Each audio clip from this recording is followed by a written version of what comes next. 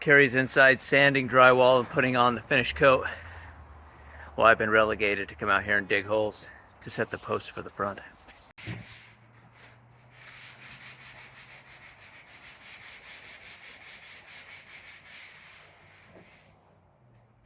How's it looking? Some parts are still wet. Yeah, well, they're real This thick. one and that one.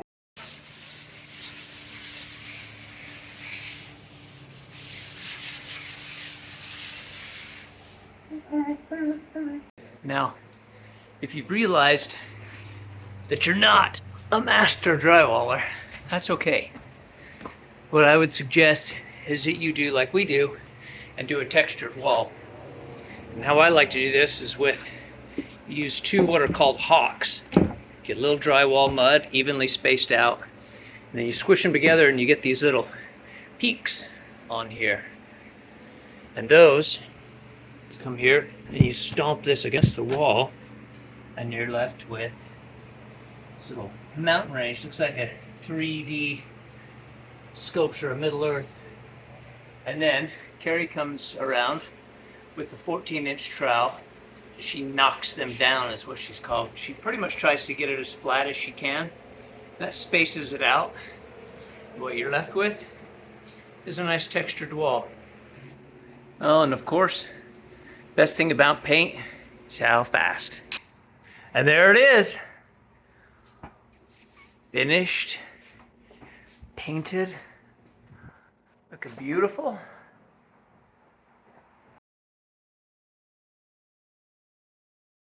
Okay, so I just added a layer of epoxy to the top of this. And I've never actually used this, the flame method of taking out the bubbles. But we're gonna give it a try. Ooh. Of course, the only really good way to see exactly what's happening with your epoxy is to get right here on the edge. Look at the reflection. Then you can see the imperfections. Some you can live with, and some you can't. But you gotta figure it out now, because epoxy is forever. So unfortunately, it's time to put the main power run in for the Writer's Retreat. And digging is a tremendous amount of work. And some of these I've got just these big, huge roots there. And I don't really have any big hydraulic equipment, and I don't want to pay to rent it. So I'm left with a couple of choices. Number one is to sawzall through these roots, but I love these trees and I really don't want to damage them. So I'm going to do something probably incredibly stupid. I'm going to use the hose, and I'm actually going to try and fish a course under or through them.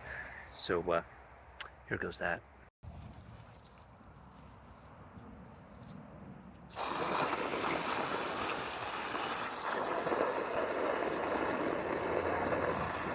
So it was not easy, but I was able to get the electrical cable under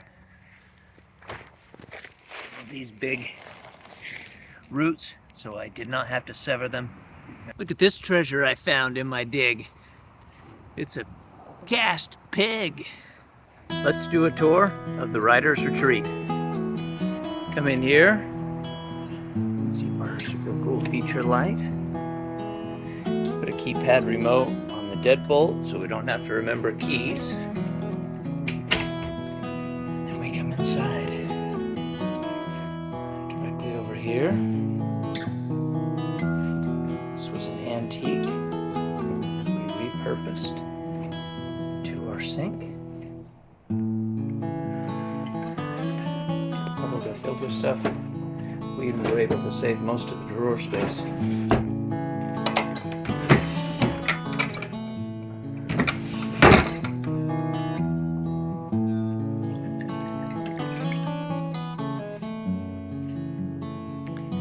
This wall is all reclaimed wood.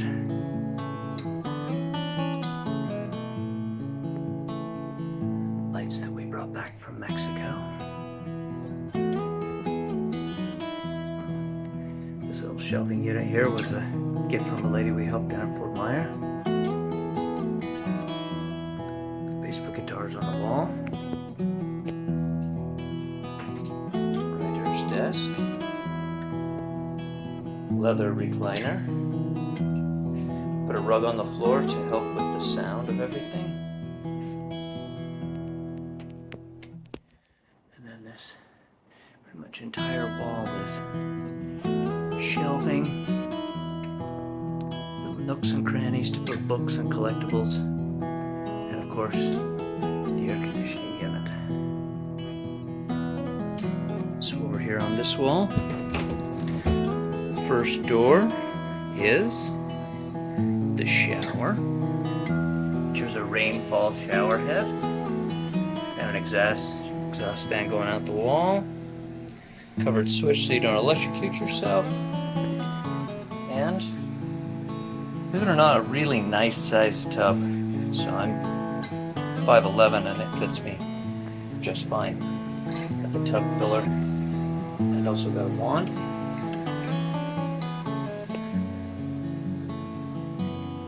Of course, with this door closed, we get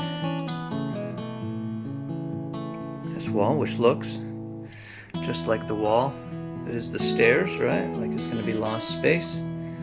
But what do we have behind door number 2? A place to go number 2. So this is a composting toilet. It's got a bucket and bag system in the back. We use peat moss over it. And the urine system is automatic draining with additional supplies over here. The hot water heater sits behind there. And I haven't finished this space because it's kind of like my final access to the utilities, so hot and cold water. May want to add an outdoor sink, something along those lines. And door number 3. This is just a small door for storage, things like shoes, computer monitors.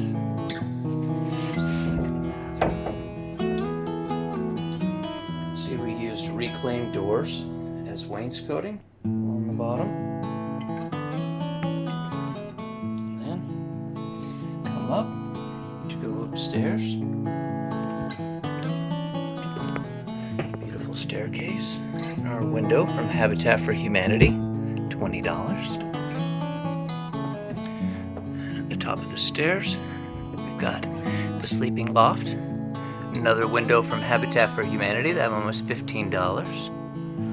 Recycled headboard from the bed system with the rest of the antiques that we bought. This is a queen size mattress up here. Plenty of space if you want to have a beanbag chair, additional clothes storage, something else.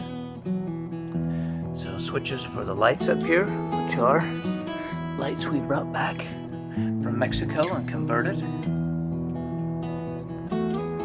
So this was just a window, single window from a double pane window that the rest of the frame and other one have been broken. So this was essentially a piece of garbage, and we just framed it in. It's a completely fixed window. It doesn't open, but it gives really nice, it's a Pella window. So beautiful view of upcoming projects. We got a little bench for sitting up here and a storage chest. And then from up here, if you lay down, you get the best view of the ceiling. And we were having some noise concerns with the road, so I installed, these are the acoustical foam panels that you would install if you had like a recording studio. And so, at different angles they absorb that sound, so it's nice and pretty quiet up here considering how close we are to the road. Reclaimed ceiling fan from a very nice couple in Fort Myer.